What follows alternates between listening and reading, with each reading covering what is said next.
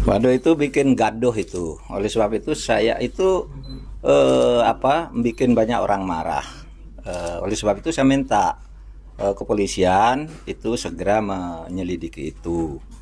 Dan kalau bisa segera ditutup akunnya karena saya kabarnya belum ditutup sampai sekarang. Ya. Jadi itu meresahkan dan provokasi untuk mengadu domba antar umat.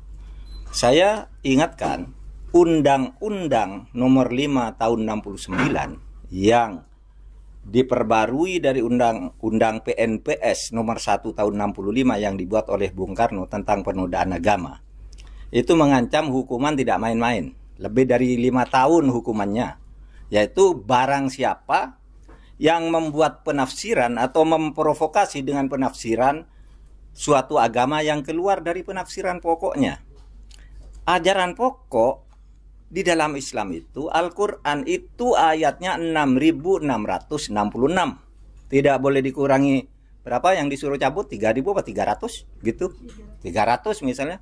Itu berarti penistaan terhadap Islam. Apalagi mengatakan, konon dia juga mengatakan bahwa Nabi Muhammad tuh bermimpi itu bertemu Allah gitu. Assalamualaikum warahmatullahi wabarakatuh, sahabat semuanya. Kembali lagi bersama saya di channel Santri Gunung. Barusan kita melihat apa yang telah disampaikan oleh Mahfud MD. Bapak Mahfud MD ini Menko Polhukam. Saya menemukan video ini itu di situs resminya channel YouTube Menko Polhukam Republik Indonesia. Beliau tegas sekali. Saya sangat senang dengan pendapat dan apa yang telah dilakukan beliau, meminta polisi agar menyelidiki satu orang yang bernama Saifuddin Ibrahim itu, kemudian menutup akunnya. Ini yang sangat saya damba-dambakan, biar akunnya itu dihilangkan saja. Ya, kalau tidak bisa, ya tidak tampil di Indonesia, seperti itulah ya. Dia sangat keterlaluan sekali telah mengatakan Al-Quran harus dihilangkan 300 ayat itu, bahkan pesantren dikatakan sebagai sumber radikalisme, padahal pesantren di Indonesia itu banyak sekali. Di video sebelumnya sudah saya bahas, Indonesia ini memiliki pesantren yang sangat banyak sekali, dan pendidikannya pesantren ini sudah terbangun mulai sejak dulu. Ini Saifuddin pun dia dulu adalah seorang santri, bahkan katanya pernah mengajar juga di satu pesantren. Tapi pesantren itu apakah memang betul-betul pesantren yang syar'i atau bagaimana? Dia keluar dari pesantren tidak menjadi muslim, malah menjadi murtad. Ini kan pasti ada yang salah di pesantren itu. Dan saya pikir Saifuddin Ibrahim ini sudah keliru memahami Islam.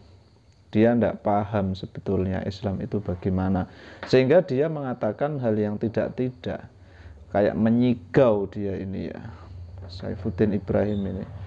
Bahkan ini saya yang keterlaluan sekali, dia mengatakan Allah itu hanya sekedar mimpi Nabi Muhammad. Ini pasalnya penistaan agama. Wah, menyebarkan berita hoax, kemudian memecah belah umat, ini jelas. Saya sepakat dengan apa yang telah disampaikan dua kelompok yang biasanya berbeda, tapi ada Saifuddin Ibrahim ini, mereka kemudian sama, sependapat, sealur begitu. Mengecam semuanya mengecam Saifuddin Ibrahim. Semuanya tidak sepakat dengan apa yang dilakukan oleh Saifuddin Ibrahim. Bahkan saya suka sekali dengan yang disampaikan oleh Habib Zain Kribo. Beliau mengatakan dalam videonya, kalau diibaratkan Islam nih, Saifuddin Ibrahim itu adalah Islam yang radikal, Islam yang intoleran. Kalau di Kristen ya istilahnya itu sama, itu adalah Kristen yang radikal, seperti itu ya. bisa diistilahkan seperti itu. Karena menurut Habib Zain Kribo, pendeta-pendeta yang beliau kenal itu semua tidak ada yang seperti Saifuddin Ibrahim ini. Dan kalau saya analisa lebih dalam lagi, berkali-kali saya menemukan data bahwa saya meyakini Saifuddin Ibrahim ini ada satu misi. Dan fakta yang lebih menonjol misinya adalah dia pengen mendapatkan bagian dunia, artinya pengen dapat perhatian, pengen mendapatkan satu ya kehidupan yang enak lah begitu istilahnya, atau kalau kita bisa katakan ya cuan. Ya itu wajar dilakukan. Lah dia pindah ke Amerika, kalau dia nge-YouTube, coba akunnya nanti malah rencananya ditutup oleh pemerintah. Dia pakai apa? Ya mungkin di Kristen itu ada pembiayaan seorang pendeta seperti Saifuddin Ibrahim itu ya mungkin.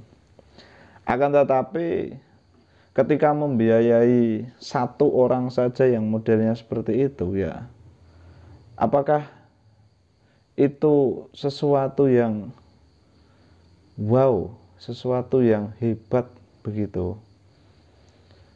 Makanya kita perlu mendukung pemerintah dalam hal ini. Pemerintah perlu kita dukung, sangat luar biasa sekali apa yang disampaikan oleh Bapak Mahfud MD selaku Menko Polhukam. Beliau tegas, semoga kasus ini cepat terselesaikan. Kalaupun toh Saifuddin Ibrahim itu tidak bisa ditangkap, tidak bisa dijerat hukum di Indonesia, ya kita doakan dia mendapatkan hidayah dari Allah. Kalaupun dia belum mendapatkan hidayah, semoga tidak nyinyir, tidak mencela orang Islam, tidak menistakan agama. Kalaupun toh dia masih menistakan agama, semoga Allah mempernahkan lah, kalau istilah Jawanya itu. Semoga Allah memberikan balasan yang setimpal atas apa yang telah dia lakukan. Bravo pemerintah, TNI, Polri, polisi, usut sampai tuntas, tutup akunnya, jangan sampai orang semacam ini yang memecah belah umat berkeliaran di muka bumi ini, terutama di Indonesia. Assalamualaikum warahmatullahi wabarakatuh.